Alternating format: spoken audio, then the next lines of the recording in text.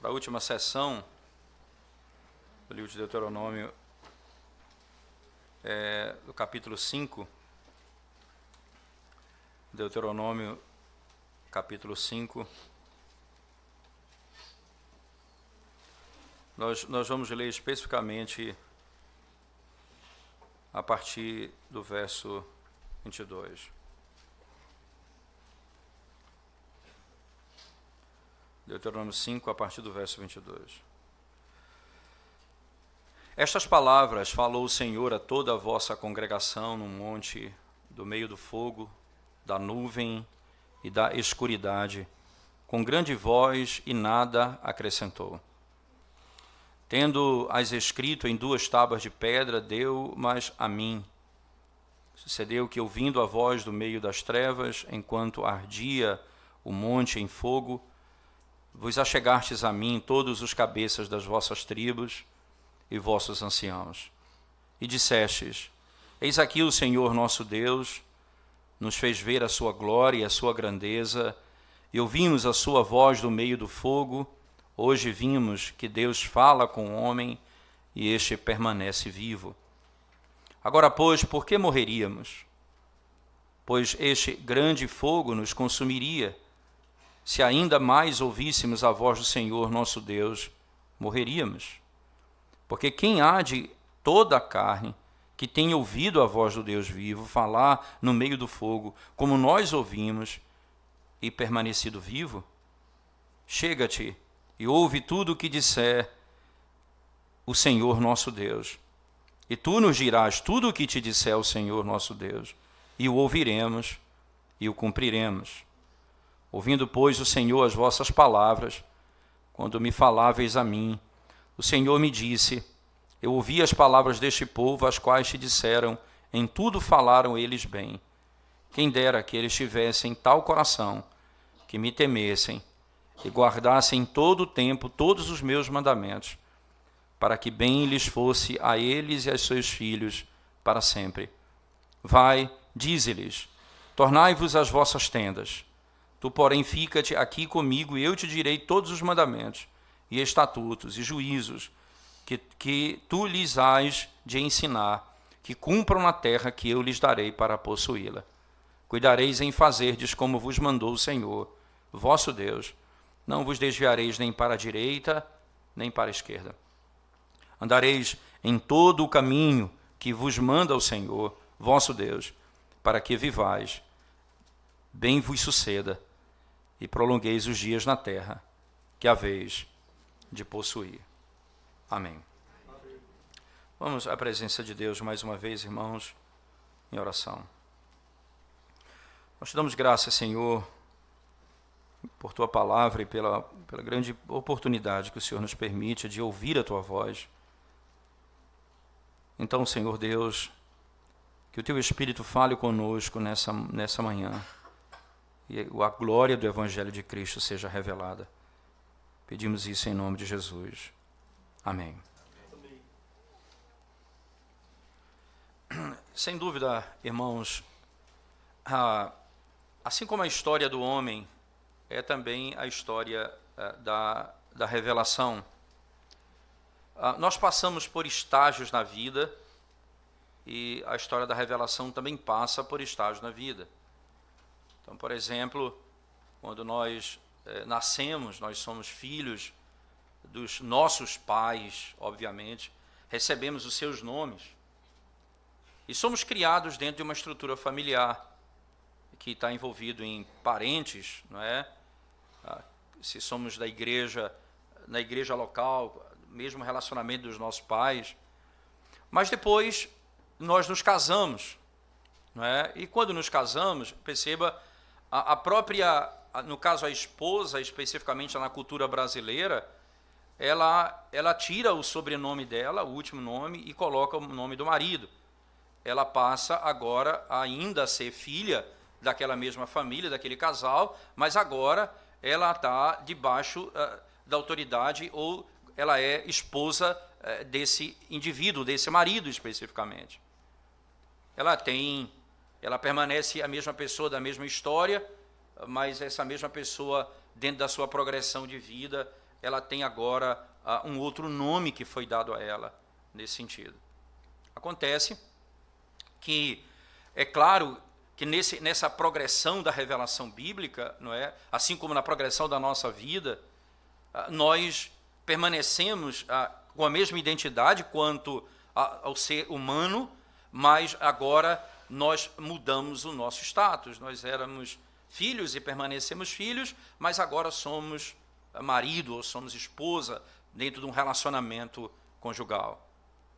Ora, essa progressão faz com que agora esse casal constitua filhos e os seus filhos dão continuidade ao mesmo processo da história. Há uma progressão na vida humana e essa progressão necessariamente não é porque ele vai melhorar, não é esse o aspecto em si, como é no caso da revelação bíblica, que vai se tornar cada vez mais claro, mas a mudança de status mostra que em tempos diferentes a mesma pessoa pode mudar de status e permanecer a mesma pessoa, a mesma família, não muda isso.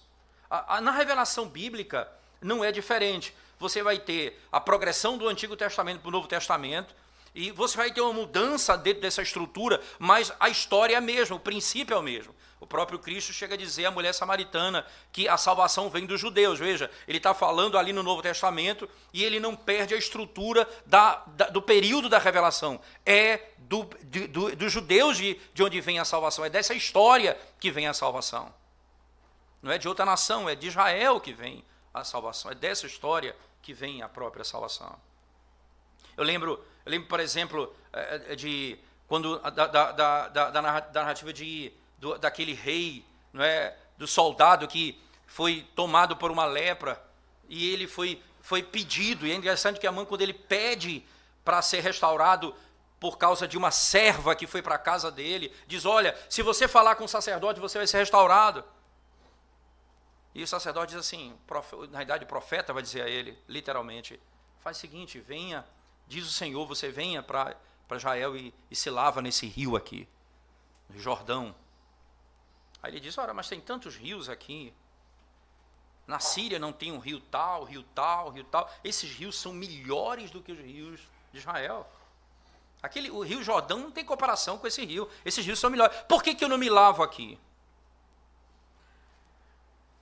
Ele vai, desobedece, aí os seus próprios soldados vão dizer, ora, ele te pediu uma coisa fácil. Se ele pedisse difícil, você não faria? Ah, fácil, faz então o que é fácil. Vai lá e se lave. Para que ficasse claro que não é o Rio Jordão que me lava, mas é do território geográfico de Israel, de onde procede a salvação. Para que fique claro que é desse local geográfico de onde vem a história. Não é lá que você vai se lavar, é aqui que você vai se lavar. E hoje você olha para o Evangelho hoje, nessa expansão que alcança o mundo. Ninguém fala em banhar no Rio Jordão. Mudou o status. Mas não deixou a história para trás. A história é a mesma. Vem dos judeus essa história. Que nós temos que entender como se deu esse processo de mudança. Não que é uma outra história e que essa história não tem nada a ver com a nossa história. Não é esse o princípio da revelação. Nós temos aqui um momento intrigante na revelação, porque me parece muito bem, lendo o livro de Deuteronômio, que, como nós sabemos, é o livro da despedida de Moisés. Moisés está perto de morrer. Já foi até anunciado a sua morte.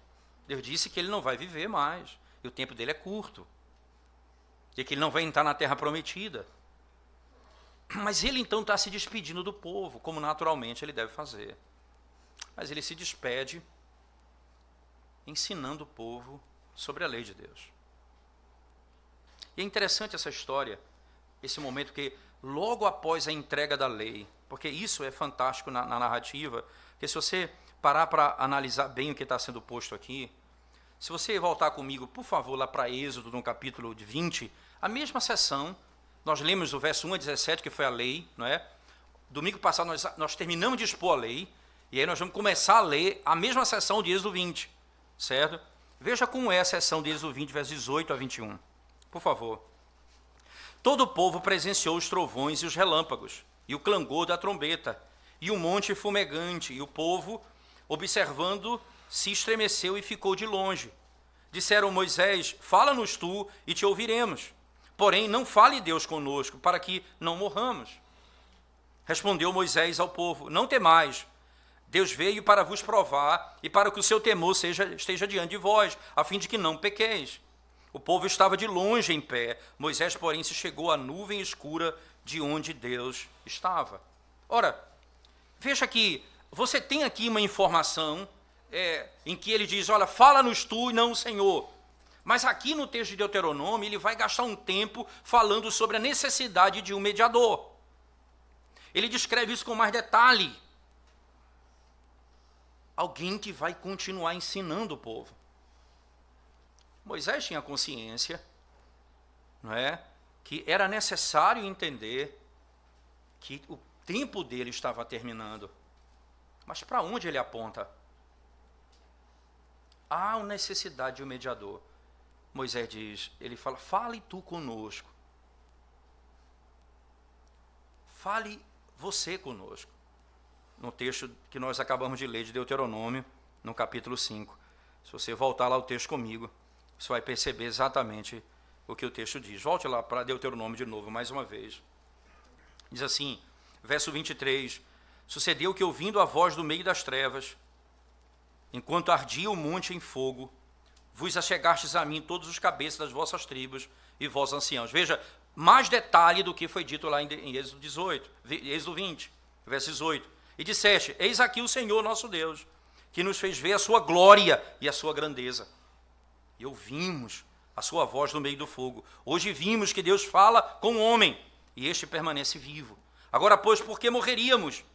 Pois este grande fogo nos consumiria. Se ainda mais ouvíssemos a voz do Senhor, nosso Deus, morreríamos. Porque quem há de toda a carne que tem ouvido a voz de Deus vivo, falar do meio do fogo, como nós ouvimos, e permanecido vivo, chega-te e ouve tudo o que te disser o Senhor, nosso Deus, e tu nos dirás tudo o que te disser o Senhor, nosso Deus, e o ouviremos, e o cumpriremos. Você vai falar, nós vamos ouvir e vamos cumprir. Interessante que lá em Êxodo ele vai dizer, você vai falar e nós vamos ouvir. É claro que esse ouvir pode ter o sentido de obedecer também, mas aqui Deuteronômio, ele acrescenta um detalhe interessante. Você vai falar, nós vamos ouvir e obedecer. Acrescenta-se informação no texto. Quem é Moisés? Moisés está interpretando a própria lei pelo próprio Deus. Moisés está ensinando o povo acerca das palavras que Deus está dizendo a ele. E a necessidade de alguém que se coloque entre eles. A lei aponta com o terror que ela causa no coração do homem, da necessidade de um mediador. Lembro-me uma vez, lendo uma obra de Michael Horton, ele dizia uma coisa interessante. Ele diz assim: toda vez que Deus se revela aos homens sem Cristo, soa raio, fogo e trovões, medo e pavor. Mas toda vez que Deus se revela ao homem em Cristo, a misericórdia, a perdão e a restauração. Não há esperança para aqueles a quem Deus se revela sem Cristo. E há esperança para aqueles a quem Deus se revela em Cristo. Há um mediador necessário nesse relacionamento. Há um mediador necessário para esse relacionamento. A lei acaba de ser lida, a palavra foi entregue, o verso 22 usa essa expressão, esses são os mandamentos, né? O verso 22 diz exatamente isso, esses são os mandamentos, mas na nossa língua se traduz como está no texto hebraico mesmo, que é essas palavras falou o Senhor, que algumas Bíblias vão traduzir esses são os mandamentos, mas literalmente hebraico, essas são as palavras, que é um padrão para os 10 mandamentos, essas são as palavras, os 10 mandamentos. Elas são enfaticamente colocadas aqui, primeiro, né? E o resto do verso vai reforçar essa ênfase com as seguintes frases. Veja só, irmãos. Veja, o Senhor está dizendo o seguinte: esse mandamento, ele tem uma fonte divina. O Senhor proclamou em alta voz. Veja comigo. Essas palavras falou o Senhor Deus a toda a vossa congregação no monte, no meio do fogo, da nuvem e da escuridade, com grande voz. Veja que coisa interessante. O Senhor proclamou em alta voz. Porque quando usa a expressão grande voz, ele está dizendo em alta voz. Isso era audível. Essa é uma ênfase clara em Deuteronômio. Deus não é visível, mas ele é audível. Você pode ouvi-lo, você não pode vê-lo, mas você pode ouvi-lo. Ele falou em alta voz. Em alta voz. Mas ele não mostra apenas a fonte da autoridade, não é? A fonte divina do mandamento. O Senhor falou, mas ele mostra a autoridade sobre toda a nação de Israel. Veja como é interessante. Ele diz assim, falou o Senhor Deus a toda a vossa congregação no monte. Falou o Senhor a toda a vossa congregação. Entenda, ele tem, a fonte é o próprio Deus, não é? A autoridade sobre todo Israel é o próprio Deus, está sobre ela, e também ele fala da majestade daquilo que ele fala. Veja a expressão que ele usa, do meio do fogo, da nuvem e da escuridade. Do meio do fogo, da nuvem e da escuridade. Mas essa lei, ela não é apenas tem ao Deus como autoridade, como fonte. Essa autoridade, ela não é apenas sobre uns, mas sobre toda a nação. E essa lei é majestosa porque ela é revelada no meio do fogo, das trevas, como diz a expressão. Mas a segunda expressão ainda diz, ela era completa. Veja o texto. Ela era completa, com grande voz, e nada se acrescentou. E nada se acrescentou. Ela era completa. Isso não significa dizer que Deus não deu outras leis. Alguém poderia dizer, pastor, mas isso está escrito aqui, está escrito no capítulo 4, vai estar escrito em Provérbios, vai estar escrito em Apocalipse. Então, quando é que cessa?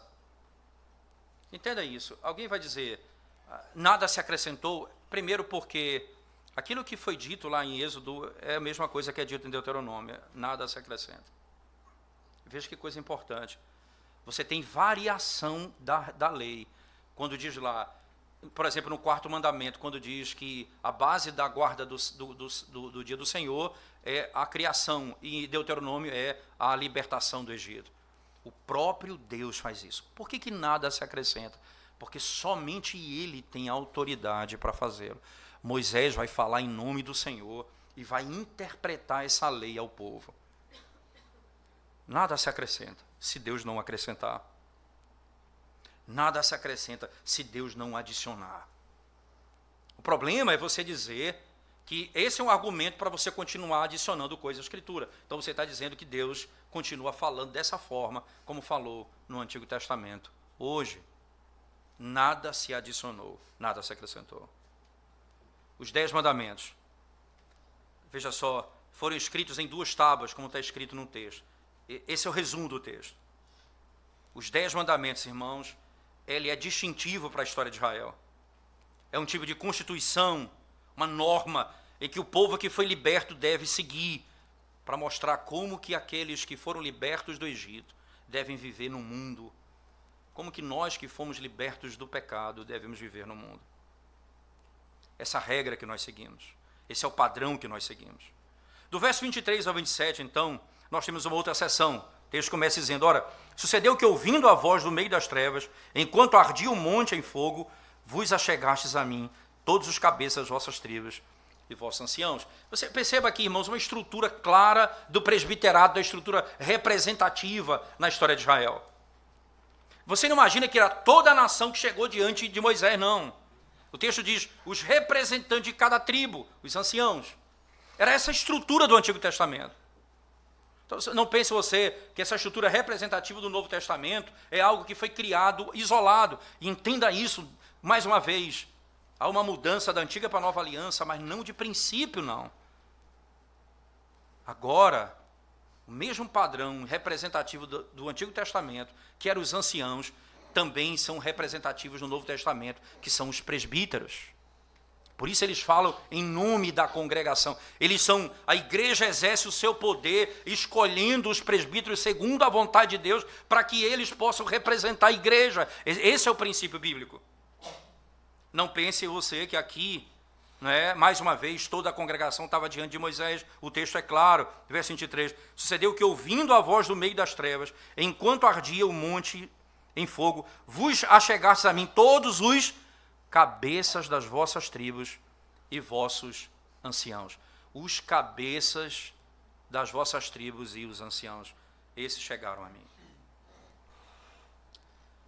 O problema é que o povo, irmãos, aqui no caso, os anciãos, lembrando que a palavra presbítero é o termo grego para ancião do Antigo Testamento, que também é a palavra ancião, certo, no Novo Testamento. Esses presbíteros aqui, esses anciãos aqui que estão descrevendo no texto, eles testemunharam essa teofania da glória de Deus e da majestade quando ouviram a voz de Deus. Por outro lado, eles ficaram com medo e preferem evitar que isso aconteça de novo, porque milagrosamente, eles sobreviveram. Como que alguém pode estar diante de Deus Santo e viver? Quem pode sobreviver a isso? Quem pode sobreviver à majestade de Deus? E a lei revela exatamente isso. Não existe aqui, irmãos, contradição entre o verso 24 e o verso 25. Veja, o verso 24 diz assim: e disseste, eis aqui o Senhor, nosso Deus, nos fez ver a sua glória e a sua grandeza, e ouvimos a sua voz no meio do fogo. Hoje vimos que Deus fala com o povo, e este permanece vivo. Agora, pois, por que morreríamos? Pois este grande fogo nos consumiria. Se ainda mais ouvíssemos a voz do Senhor, nosso Deus, morreríamos. Ora, ele não está dizendo que eles viram, e agora querem ouvir. Eles viram a majestade. Como é que foi a majestade? Fogo, trovões, relâmpago, a nuvem. Isso eles viram, uma grande manifestação do poder de Deus. Eles temeram perecer, simplesmente porque estavam na presença de Deus. Eles temeram perecer simplesmente porque estavam na presença de Deus. Eles temeram a morte. Então eles dizem, Moisés, seja o nosso mediador. Imediatamente uma decisão tomada. A lei revela a majestade de Deus e a grandeza de Deus. E ela revela a nossa miséria, o nosso pecado. Como nós poderíamos sobreviver a isso? Impossível ao homem. Interessante porque eles não estão aqui com medo porque não querem obedecer. Entenda isso, irmãos. Porque no verso 27, veja só, na parte B do verso 27, eles vão dizer assim, veja a expressão. Vamos ler o verso todo. Chega-te e ouve tudo o que disser o Senhor, nosso Deus, te disser o Senhor, nosso Deus, e tu nos dirás tudo o que disser o Senhor, nosso Deus, e o ouviremos e o cumpriremos. Você percebe? Aqui eles não estão, não é a preocupação, eles não querem simplesmente dessa forma porque não querem obedecer, é porque eles temem a Deus. Porque a lei revela a grandeza e a majestade de Deus. Falando no lugar de todo o povo, irmãos, os representantes de Israel, eles fazem 3 coisas importantes. Primeiro, eles reconhecem que esse fenômeno físico aterrador, aterrorizante, e que eles são testemunhas disso, não são nada mais, nada menos do que uma teofania, a manifestação da presença do seu Deus. E que o Deus que está falando com eles é o Deus grande e majestoso. Eles têm plena consciência disso. Segundo, eles de modo unânime vão dizer: Moisés, seja nosso mediador. Aproxime-se dele e escute o que ele tem para dizer. Porque você terá muitas outras coisas para nos dizer. Aproxime-se dele. É interessante isso. Quando você vai para o Novo Testamento, especificamente Jesus Cristo, que é superior a Moisés, a imagem é essa. João vai dizer: o verbo era Deus, o verbo estava com Deus. No verso 18 ele diz: ninguém nunca jamais viu a Deus, a não ser, veja, senão o Filho, o Deus unigênito, que está no seio do Pai, é quem o revelou. Ele que está perto do Pai. Ele era Deus e estava com Deus. Ele vai falar a vontade de Deus aos homens. O autor da carta aos Hebreus vai dizer isso com tanta maravilha. Ele vai dizer que Cristo é superior a Moisés, porque Moisés foi fiel em toda a casa, mas Cristo foi aquele que fez a casa. Ele é o Senhor da casa. Aproxime-se dele e escute o que ele tem para dizer. Então você nos diga o que o Senhor tem para nos dizer. A palavra é revelada. Esse mediador vai trazer a palavra ao homem. E aí, a terceira parte que eles fazem é: eles vão comprometer o povo de Israel à obediência. Nós ouviremos e obedeceremos. A resposta de Deus nos versos 28 e 29, por favor, irmãos. Deus responde de uma maneira bem positiva àquilo que eles estão dizendo. Deus aceita o que eles dizem. Veja o verso 28, por favor. Ele diz assim: ouvindo, pois, o Senhor as vossas palavras, quando me falavas a mim, o Senhor me disse. Eu ouvi as palavras deste povo, as quais te disseram: em tudo falaram eles bem. Em tudo falaram eles bem.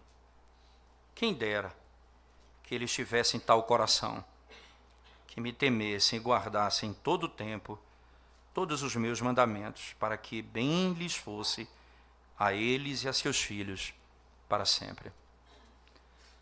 Deus diz: eles falaram bem, a intenção deles é muito boa, só que não é suficiente. Veja o nosso dia a dia. Quantas promessas nós fazemos de manhã, que nem saímos de casa, nós já quebramos. Quantas decisões nós tomamos, que nem percebemos quando nós já quebramos essa decisão tomada.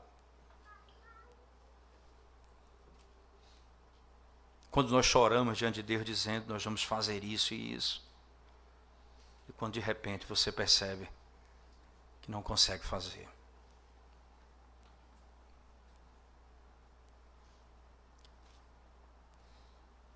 Interessante que o fato de Deus dizer: eles falaram bem, não faz Deus esquecer do que é o coração deles.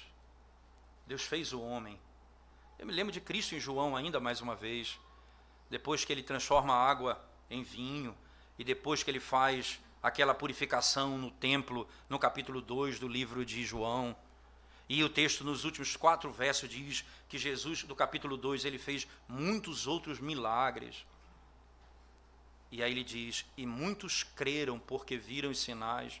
O texto depois continua dizendo, verso 23 em diante, de João, capítulo 2, ele diz: mas ele, Cristo, não se confiava a eles, porque sabia o que era, como era o coração do homem. ele não se confiava a eles. Maldito o homem que de fato nesse sentido confia no homem. Deus não confia no homem. Então você imagina esses cânticos que se diz assim, Deus acreditou em nós. Já pensou que tem um cântico que eu não sei exatamente toda a letra, mas tem um cântico que se canta nas igrejas, ele acreditou em nós. Não acreditou em nós. Mas não tenha dúvida que ele não acreditou em nós. Senão ele não teria dado o seu Espírito para que pudéssemos amar a sua lei. Senão ele não teria que nos ressuscitar dentre os mortos para nos fazer ter prazer nos seus ensinamentos. Ele não acreditou em nós. Se os planos de Deus dependessem da certeza das nossas palavras, todos os seus planos seriam frustrados. Você sabe por que os seus planos nunca são frustrados? Porque Ele falou e o que Ele diz é a verdade. Ele é fiel e Ele tem todo o poder de fazer o que Ele determina por meio da sua palavra.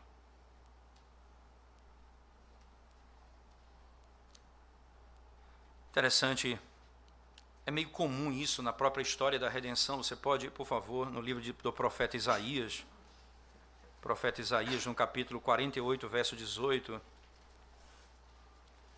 Isaías 48, verso 18. Acompanhe ler o texto comigo, por favor. Profeta Isaías, capítulo 48, verso 18, diz assim, a partir do verso 18 diz assim o texto. Ah, se tivesse dado ouvidos aos meus mandamentos, então seria a tua paz como um rio e a tua justiça como as ondas do mar. Veja, Deus dizendo, se tivesses dado ouvidos aos meus mandamentos, então seria a tua paz como um rio e a tua justiça como as ondas do mar. Também a tua posteridade seria como a areia e os teus descendentes como os grãos da areia. O seu nome nunca seria eliminado nem destruído diante de mim. Interessante. Se vocês tivessem feito aquilo que vocês falaram que ia fazer. Jeremias no capítulo 2, verso 1 a 3. Acompanhe o texto comigo, por favor. Profeta Jeremias, capítulo 2, versos 1 a 3, diz assim a Sagrada Escritura.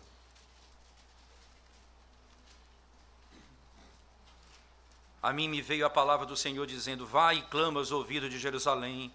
Assim diz o Senhor, lembro-me de ti, da tua afeição quando eras jovem, e do teu amor quando noiva, e de como me seguias no deserto, numa terra em que se não se semeia. Então Israel era consagrado ao Senhor, e era as primícias da sua colheita. Todos os que o devoraram se faziam culpados. O mal vinha sobre ele, diz o Senhor. O mal vinha sobre eles.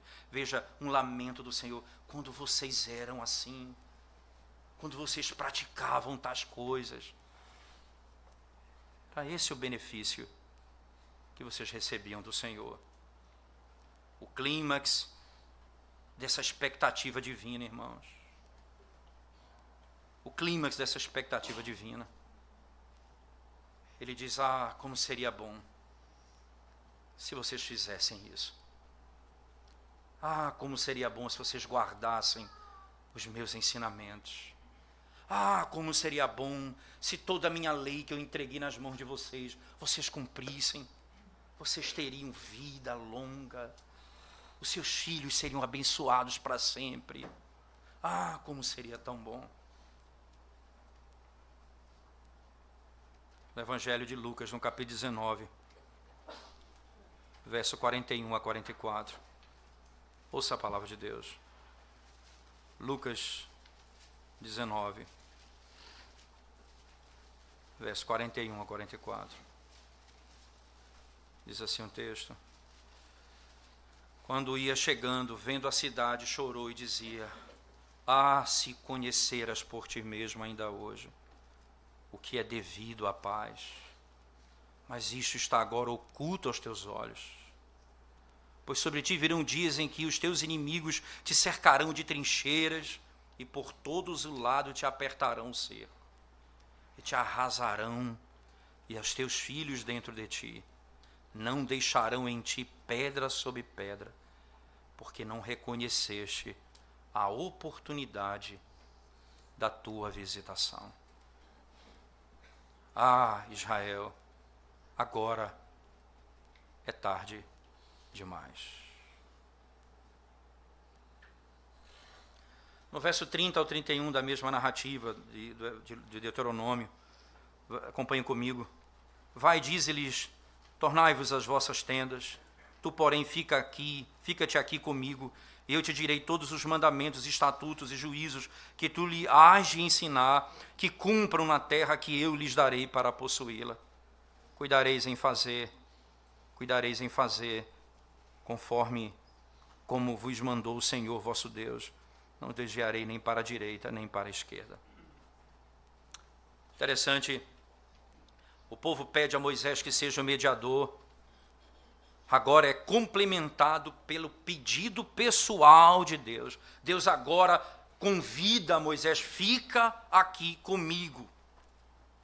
Dessa maneira ele está autorizando o seu papel e o seu status de relacionamento entre as partes. Há uma quebra no relacionamento. A lei que disse como o homem deve viver foi quebrada. E isso trouxe uma quebra no relacionamento. Então Deus ele diz, nós precisamos de um mediador. Lá, especificamente no livro de Gênesis, imediatamente Deus diz, nascerá da mulher aquele que vai esmagar a cabeça da serpente. E nisso estava envolto a promessa do segundo Adão, do mediador da aliança. E Deus diz, fica aqui comigo. Está autorizado a tua permanência aqui.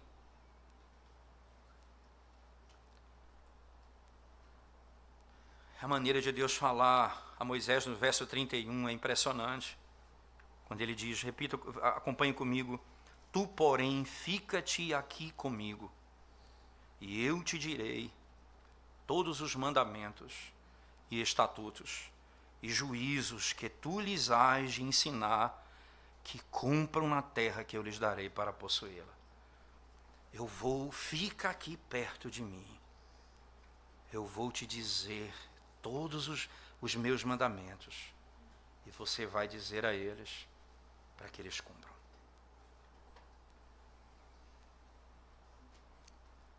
Quando eles vão embora, irmãos, eles saem da presença de Deus.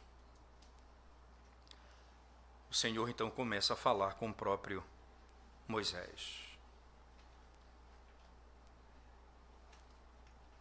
Fique aqui e me deixe falar contigo.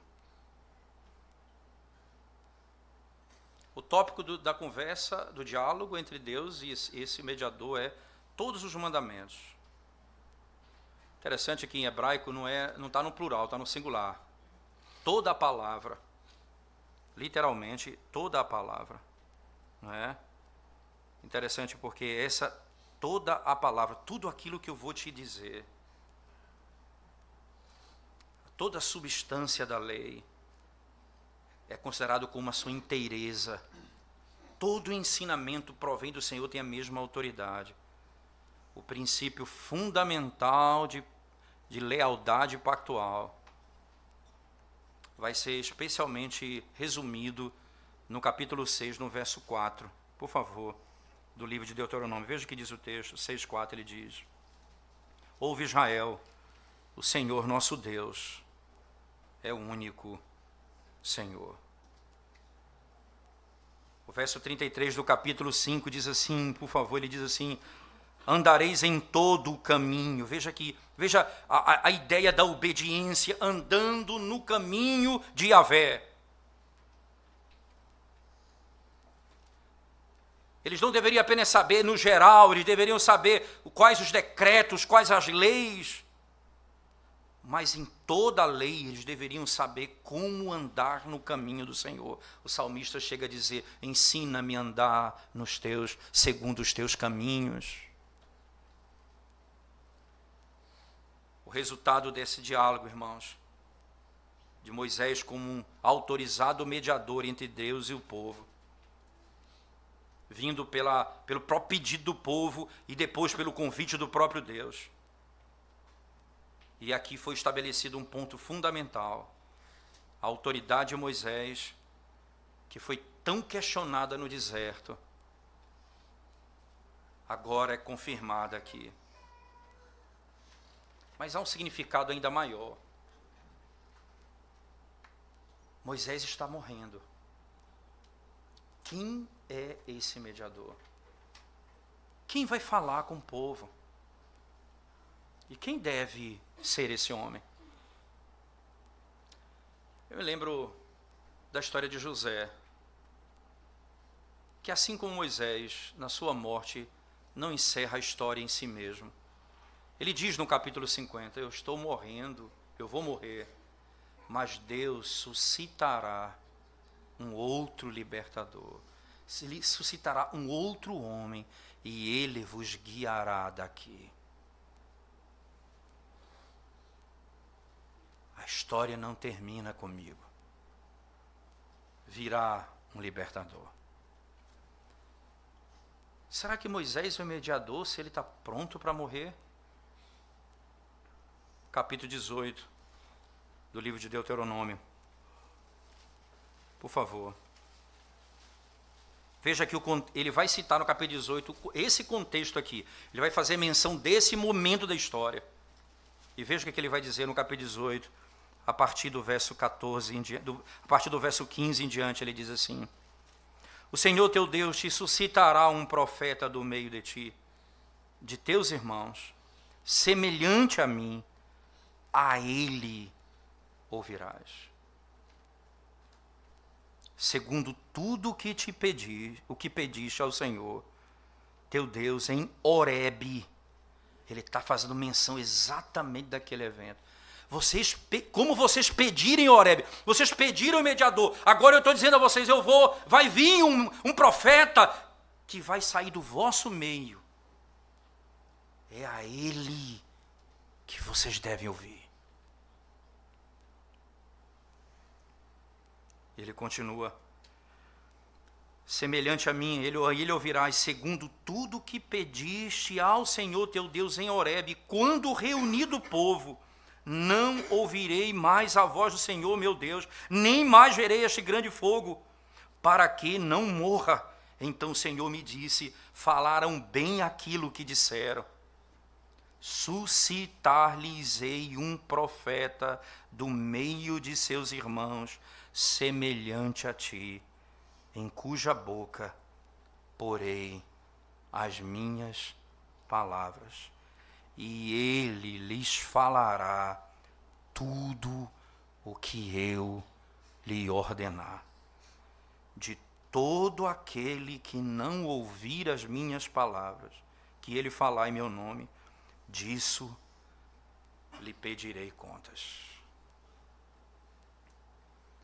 A esse profeta, Moisés está morrendo. Moisés, seja você o mediador. Deus diz: chega perto de mim e fala o que eu tenho para dizer ao povo. Mas segundo o que vocês pediram, Deus suscitará um profeta semelhante a mim. Por que semelhante a mim? Por que semelhante a mim? Então nós somos lembrados da história no capítulo 12 do livro de Números, quando Miriam e Arão se rebelam contra Moisés como o profeta de Israel. E eles então entram em choque com a liderança de Moisés. E diz o seguinte: ora, Deus também não fala conosco, não é só com ele que ele diz, que ele profetiza, não é ele o único profeta. Então Deus manda tirar Arão, Miriam e Moisés da tenda e trazem os três para fora e diz: vocês não temem falar contra o meu servo Moisés? E aí ele diz assim, com essas palavras: se há profeta no vosso meio, eu falo com eles por meio de sonhos e visões, mas não é assim com o meu servo Moisés, com quem eu falo boca a boca. Ora, Isaías era um tipo de Cristo, Jeremias era um tipo de Cristo, mas aqui Moisés como padrão da estrutura da revelação, onde toda a revelação é montada na lei, toda a revelação é montada na lei. A partir da lei, toda a revelação vai ser manifestada. A base de tudo aquilo que você vai aprender, até o Novo Testamento, tem o fundamento no Pentateuco. E aqui Moisés está dizendo, Deus está dizendo, ele vai sair do vosso meio, um profeta semelhante a mim. Deus disse a Moisés, chega perto de mim. Jesus, ele estava com Deus, ele era Deus.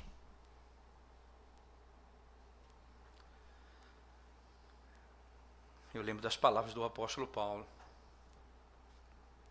quando ele disse, em Efésios capítulo 2, Cristo vindo profetizou salvação, evangelizou. Cristo evangelizou. O que foi que ele evangelizou, segundo Paulo, acho Efésios no capítulo 2, verso 3 em diante? Paz. Eu lembro quando ele ressuscita dentre os mortos, do Evangelho de João. Ele chega aos discípulos que estavam aterrorizados e no meio deles estende a mão e diz, paz seja convosco.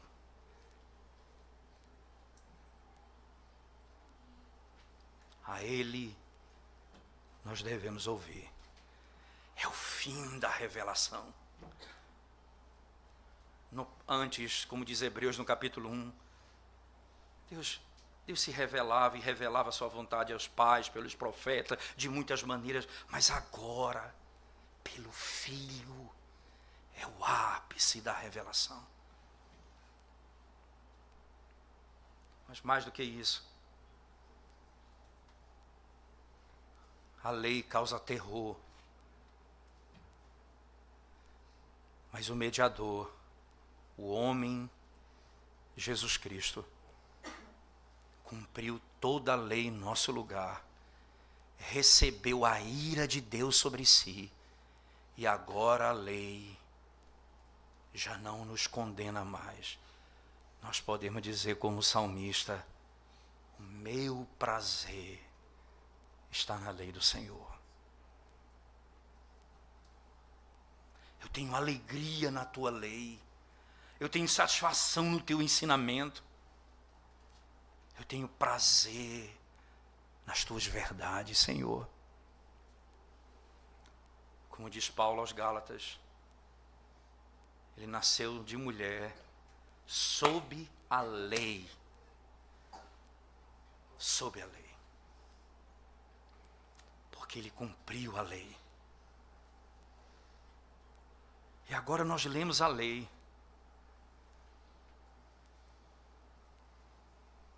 Não há trovões nem raios, mas é a lei que foi lida em Horebe. Para os que estão sem Cristo, densas trevas e pavor. Para os que estão em Cristo, libertação, vida, eternidade, é como diz o texto que encerra o texto de Deuteronômio no capítulo 5. Por favor, volte comigo lá. Sabe que especificamente, voltemos lá para o texto do capítulo 5, estava no capítulo 18 ainda. Capítulo 5, o texto diz assim, especialmente nos últimos 2 versos, ele fala, cuidareis em fazer como vos mandou o Senhor vosso Deus, não vos desviareis nem para a direita nem para a esquerda, andareis em todo o caminho que vos manda o Senhor vosso Deus, para que vivais bem, bem vos suceda e prolongueis os dias na terra que haveis de possuir. Esse é o princípio do pacto das obras, irmãos. Esse é o princípio do pacto das obras. Pratique a lei e viva. Se você vai ser salvo sem Cristo, você precisa ser obediente perfeitamente. Veja, o povo de Deus, Deus disse, eles disseram simplesmente isso. Ora, nós Fale conosco, Moisés, nós ouviremos e praticaremos. Deus disse, como eles falaram bem. Que bom seria se eles praticassem isso. Que bom seria. É impossível ao homem, porque está morto nos seus delitos e pecados. É impossível ao homem. Como é que nós entramos na terra prometida? Como é que os nossos filhos são abençoados? No segundo Adão, no sacerdote, no mediador, no profeta Jesus Cristo. É nele que a bênção do Senhor vem sobre nossa casa. Ora, a entrada na terra prometida, na linguagem de Josué, que é o livro que logo em seguida vem, Josué descreve como uma entrada no descanso. O autor da carta aos Hebreus vai dizer, nós que cremos em Cristo, entramos no descanso. Nós teremos vida eterna nele. Porque o mediador da aliança cumpriu como sacerdote, como sumo sacerdote, ele se ofereceu como sacrifício e ofereceu-se a si mesmo como oferta perfeita ao Senhor em nosso lugar.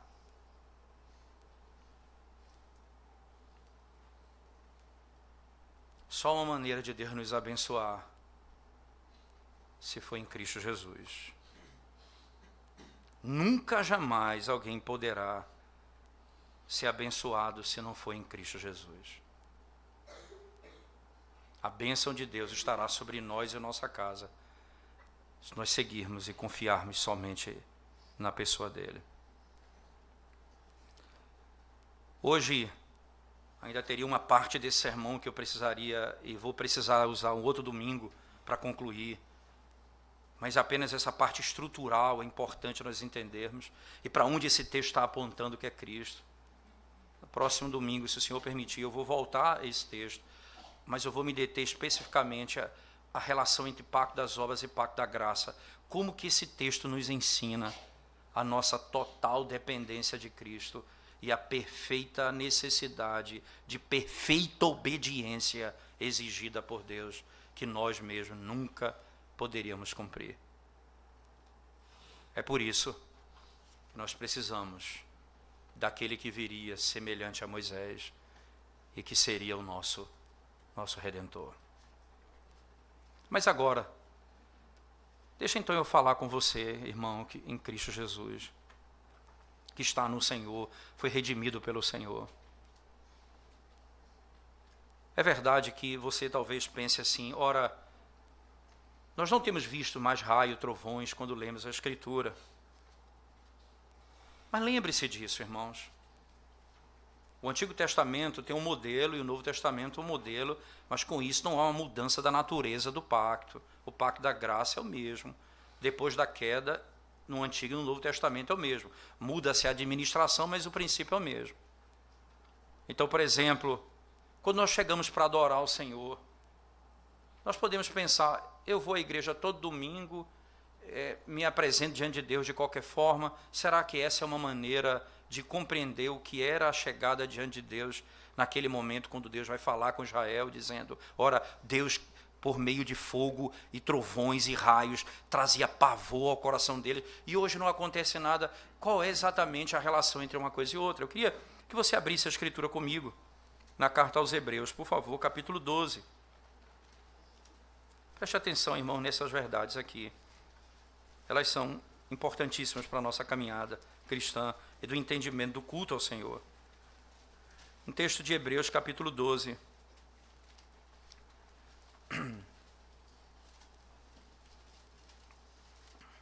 A partir do verso 18.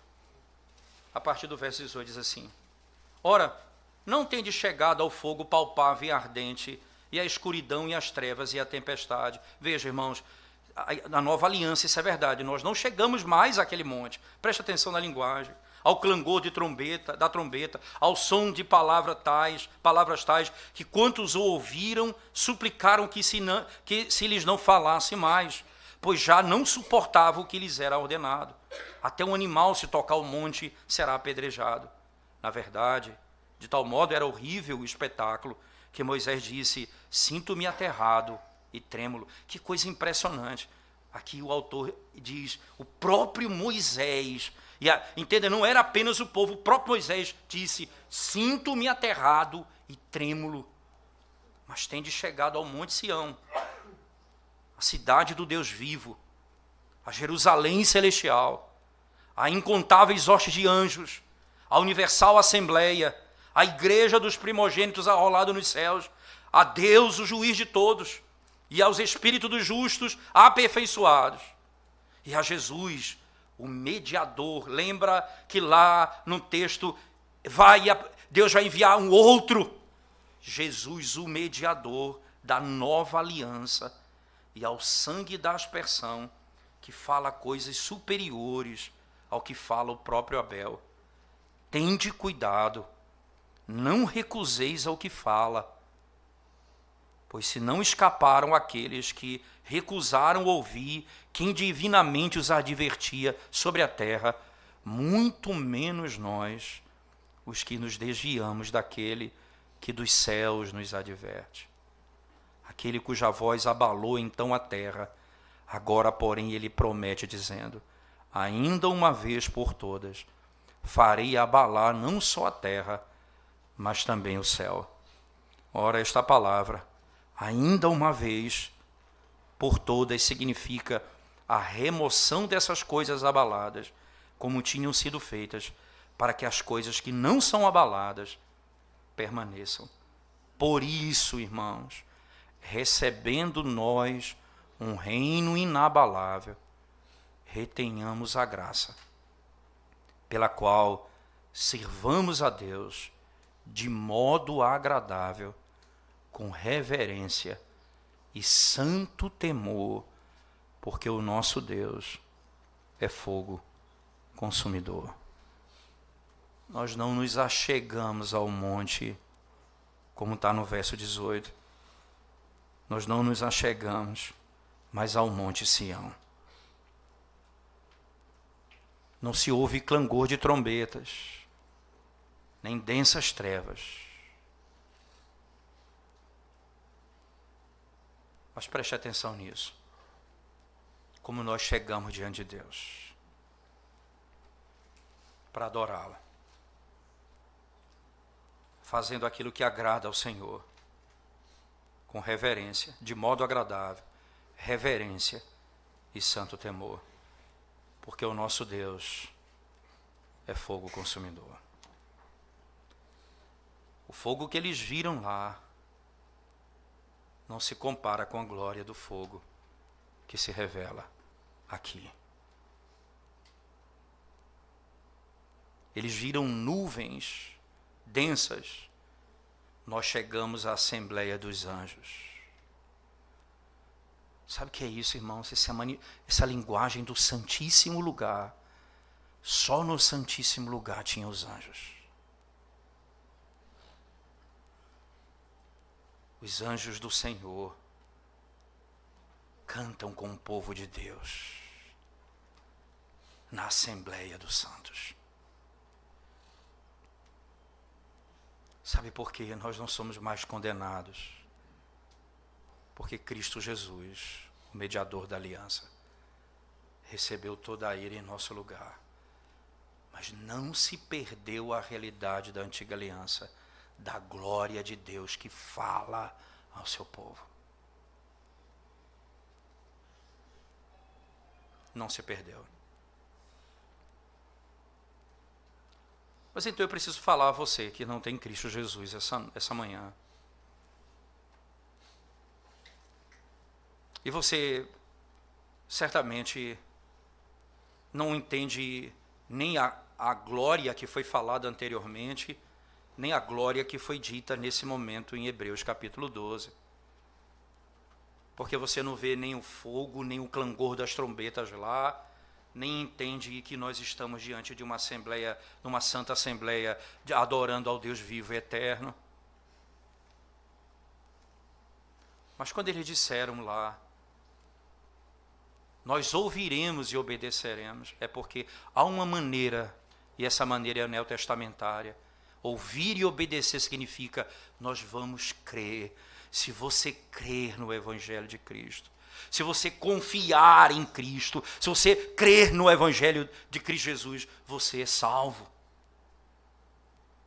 A lei revela que Deus é santo e que você é pecador.